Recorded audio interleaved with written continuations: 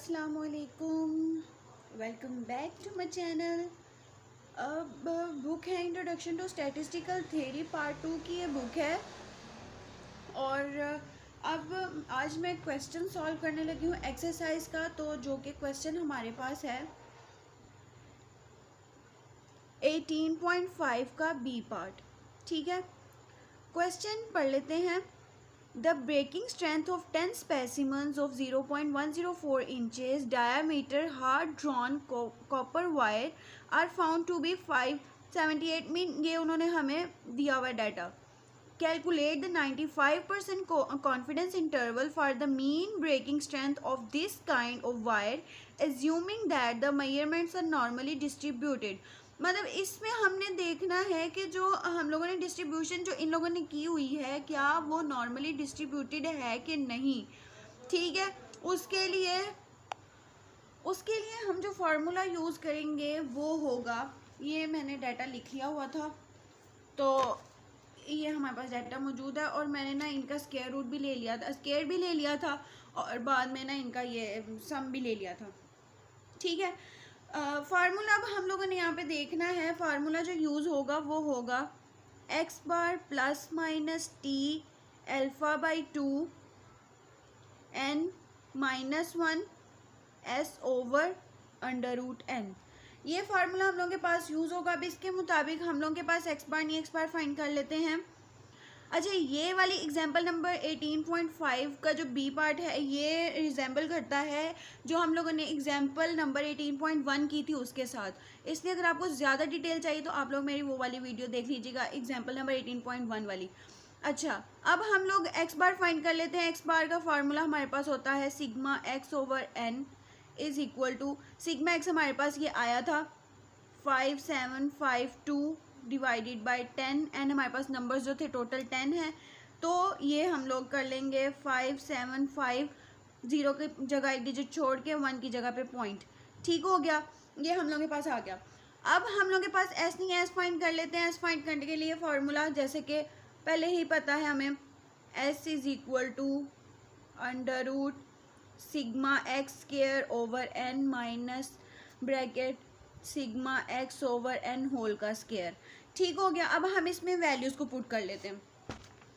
अगर हम इसमें वैल्यूज़ को पुट करते हैं तो हमारे पास आता है s is equal to sigma x square का हम लोगों ने सिग्मा एक्स स्क्वायर निकाल लिया था, वो हमारे पास आया है 3308932 डिवाइडेड बाई 10 माइनस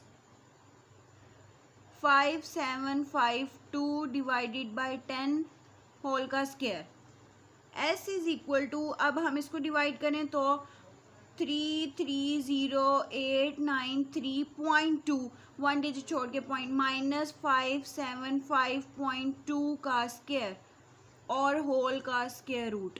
ठीक हो गया, अब s is equal to 3308932 minus इसको स्क्वायर कर लेंगे तो हमारे पास आएगा 33085.04 होल का स्क्वायर रूट।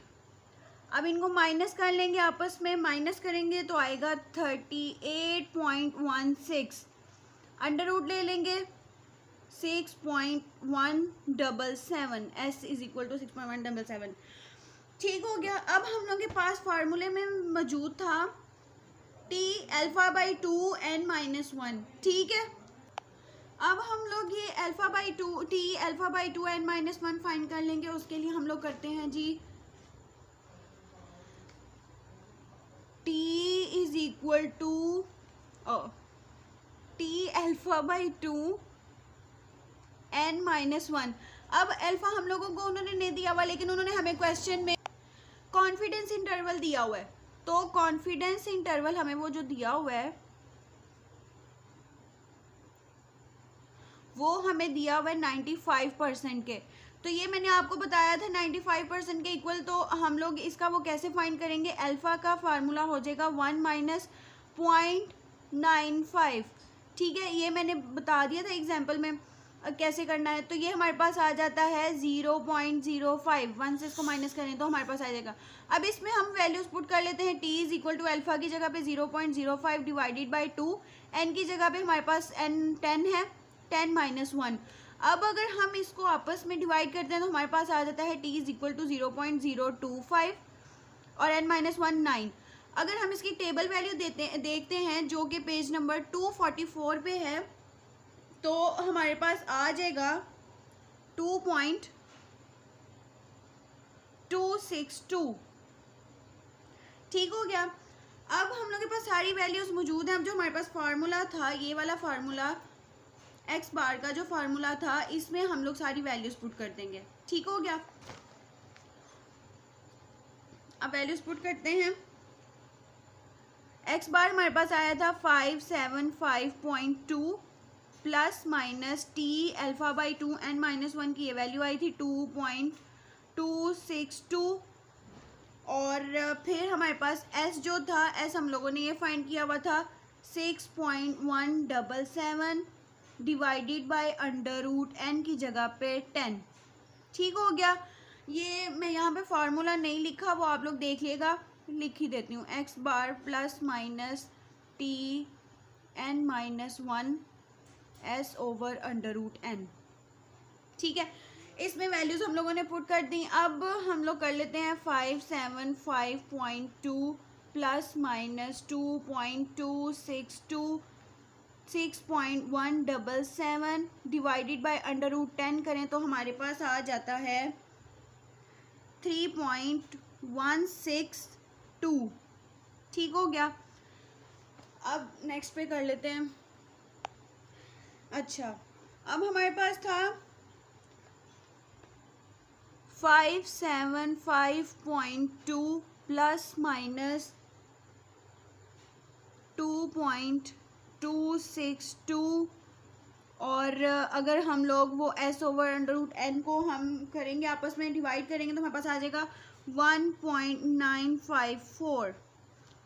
ठीक है, अब इनको आपस में मल्टीप्लाई कर लेते हैं। मल्टीप्लाई करने से हमारे पास आ जाता है 4.420 प्लस माइनस 575.2। अब हम लोगों ने इसको एक दफ़ा प्लस कर लेना है और एक दफ़ा माइनस कर लेना है।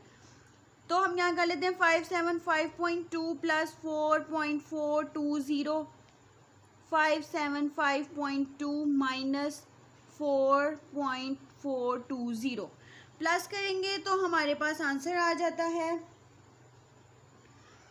579.60, और इधर आ जाएगा हमारे पास 570.78।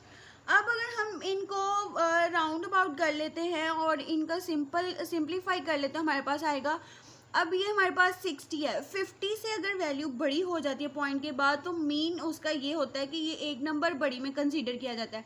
मीन ये 50 से बड़ा हो गया तो ये हमारे पास कंसीडर किया जाएगा कि ये 580 है, और ये भी 50 से बड़ा है पॉइंट के बाद, तो ये भी कंसीडर किया जाएगा हमारे पास 571 आ गया है। बस पॉइंट्स को ख़त्म करने के लिए हम ऐसा करते हैं, बाकी इसका कोई इतना ख़ास इशू नहीं होता। अब उन्होंने हम लोग से क्वेश्चन में पूछा था कि क्या ये मेजरमेंट जो है इक्वली डिस्ट्रीब्यूटेड है कि नहीं, तो उसके लिए हम बताएंगे कि ये किस तरह से उसमें म्यू में जो है वो लाई कर रही है। अब जो छोटी वैल्यू है वो हम पहले लिख लेंगे, 571 इज़ लेस देन म्यू, जो कि लेस देन है 580 से। ठीक हो गया। ये हमारे पास ये सीक्वेंस आ रहा है और यही सीक्वेंस हमने फाइंड करना था, ये हमारे पास आंसर होगा।